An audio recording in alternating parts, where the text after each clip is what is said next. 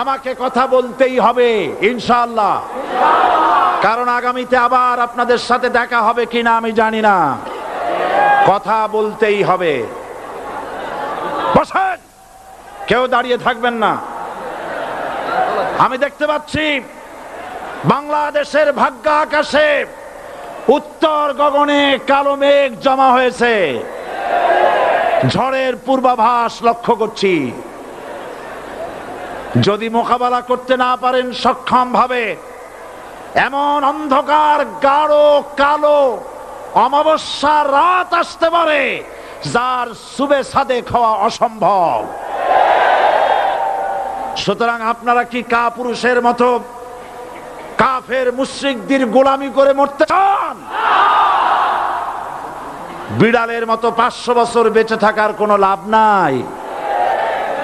সিংহের মতো 1 ঘন্টা বাঁচতে চাই।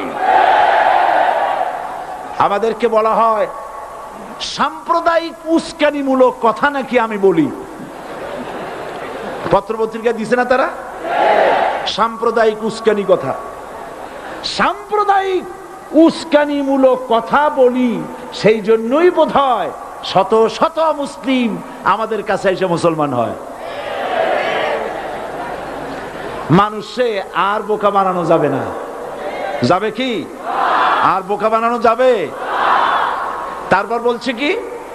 এরপরে বলছে আমাকে বলছে রাজাকার।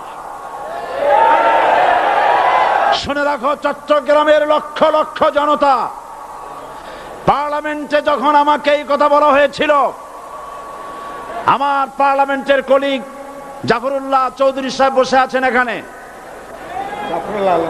হ্যাঁ, জাফরুল ইসলাম চৌধুরী বসে আছেন পাশে, প্রধানমন্ত্রী সুদ্ধা, অন্তত 3 শতাধিক পার্লামেন্টের সম্মানিত সদস্যরা সেদিন বসা। 1997 সনের বাজেট বক্তৃতা যখন আমি করতেছিলাম, ডক্টর কুদরতে খোদা, নাম রাখছে কুদরতে খোদা, আসলে গজবে খোদা। এ লোকটি নাস্তিক, ইসলামের চূড়ান্ত দুশমন। তার প্রণীত শিক্ষা ব্যবস্থার যখন সমালোচনা করছিলাম, ট্রেজারি বেঞ্চ থেকে আমাকে বলা হলো রাজাকার। আমি আমার সমস্ত শক্তি একত্রিত করে বলেছিলাম শুধুমাত্র হিন্দুস্তানের রাজাকারেরাই আমাকে রাজাকার বলতে পারে। আমি বলেছিলাম 1973 সন পর্যন্ত আমি বাংলাদেশের কোন রাজনৈতিক দলের নেতা এবং কর্মী ছিলাম না। আমি রাজাকার নই। আমাকে রাজাকার বলে যদি তাকেও প্রমাণ করতে না পারে 10 কোটি টাকার মানহানি মামলা দায়ের করব। আমার এই বক্তব্য সারা দুনিয়া শুনেছে। পার্লামেন্টে আমার এই বক্তব্য রেকর্ড হয়ে আছে। সেদিন 3 শতাধিক পার্লামেন্ট মেম্বারের কেউ আমার চ্যালেঞ্জ গ্রহণ করেন নাই।